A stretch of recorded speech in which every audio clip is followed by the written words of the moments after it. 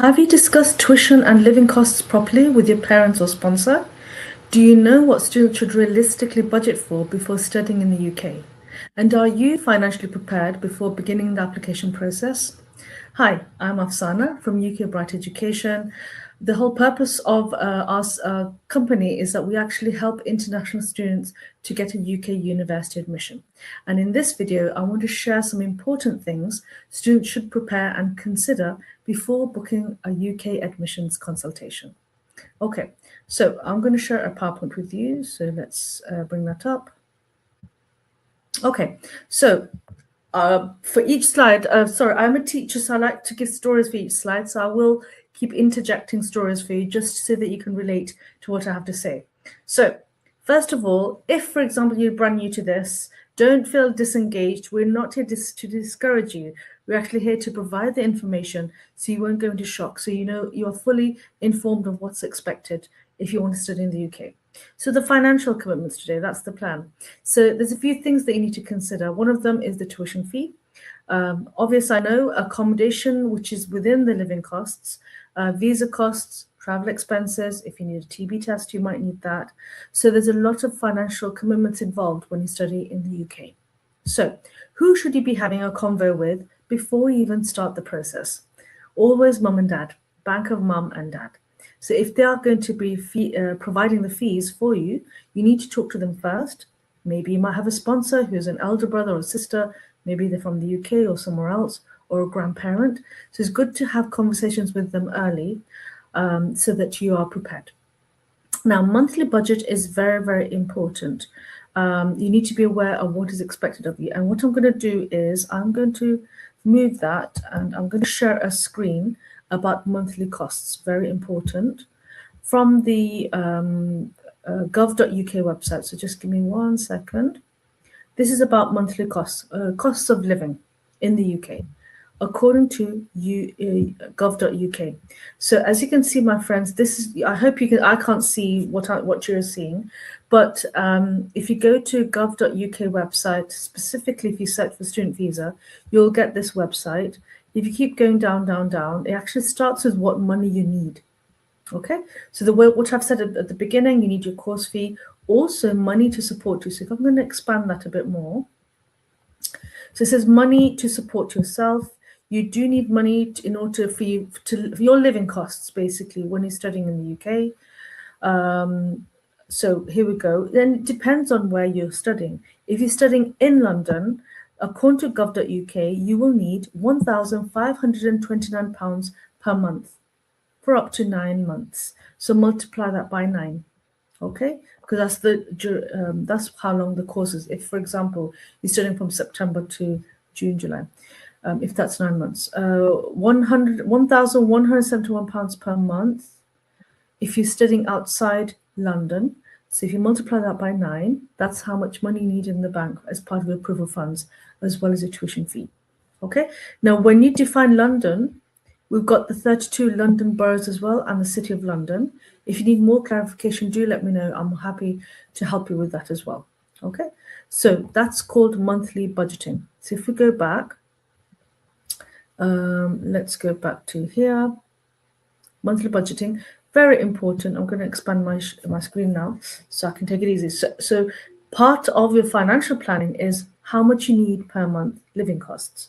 So these are the kind of conversations you do really need to start having before you even apply, before you start a consultation call. Very important, because it takes time to arrange. There are certain misunderstandings which I really need to talk to you about, because that may impact how quickly you can get an admission or when you can study in the UK. Number one is fully funded expectations. We don't get it all the time, but on the odd occasion, we do get students who think that, if you come through an agent, it would be fully funded expectations. There are some counsellors or agencies or consultancies that do deal with that, but we don't. We work with self-funded students. They could be sponsored by the government, or they could have a scholarship secured in advance. I've never had that up to now, but usually self-funded students. Another misunderstanding is underestimating living costs. So I've already shared with you how much you need per month. Very important. You need to always calculate that while you're considering all the financial planning. Delayed planning, very important. I've talked about this in a video last week. I'll share the link below about transcript delays and other delays. So just refer to that video. But if you delay everything, you can't get everything nice and quick. Okay, unrealistic budgeting. That I need to talk about. I need a few minutes for that. Basically, on the odd it's on the odd occasion I do get students during the consultation stage when they say, all I want to know is the initial fee, installment plan, and the fee for the course, because what I want to do is I want to come to study in the UK and I want to work, and that will help me to pay towards the fee. No, don't do that. That's where I stop. So basically, I'll say that if that's how you want to plan your financial journey, then unfortunately, I can't help you because you are not financially ready. Okay, what I'm trying to say is when you apply for a student visa, you need to show proof of funds. So you need to show, let's talk about a student called Sandra. So Sandra needs to show her tuition fees in the bank. Also, she needs to show the government, can she live in the UK? So those two things need to be in the bank for 28 days. Okay, and you need to bring that money into the UK. So when you get your visa, you need to bring your proof of funds with you. Otherwise, you will struggle. If at any stage I feel, or any of my team members will feel that you're not doing that, or something's not right, we will tell you and advise you, and we will act accordingly. What do I mean by that? If, for example, if you're very borderline and you're not quite there financially, I'll just advise you and expect to, manage your expectations. And I'll say, look, you're not ready, clearly, for this intake. Don't panic. Let's defer to the next intake. Okay, the whole point, my friends, is in the UK, we have two major intakes, traditionally, September and January. But guess what? More and more universities are having multiple intakes. So there's no need to panic. We are here. We'll always be here for you. So the whole point is when you are financially ready, you let us know, and then we'll start the process together. So these points are very, very important. I can't stress it enough. That's part of our job. So if you prepare better, then that will really help you, because then the consultation will become much better. In what sense? We'll be able to give you more realistic university choices. What does that mean? What that means is sometimes during a consultation, let me give you an example. I may even ask the student, have you financially planned this? Let's use Sandra as another example. They'll say yes. Okay, and then I'll say, okay, what is your budget? So then the students will tell me their budget is this much, and this is how much they can pay for the initial deposit, and these are all they're ready with their financial commitments. They sometimes even tell me that my proof funds are already ready in the bank.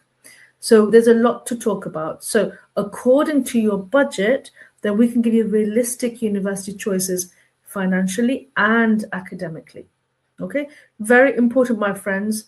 I hope you're taking this information, but it's quite very, very important, because at the end of the day, you need to be able to study a course which you can afford.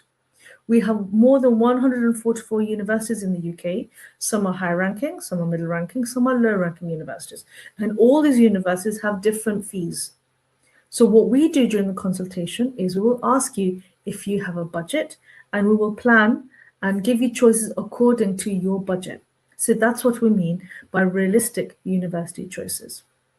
Now, that's a good thing to have choices. Have you had the word choices? I said plural, right?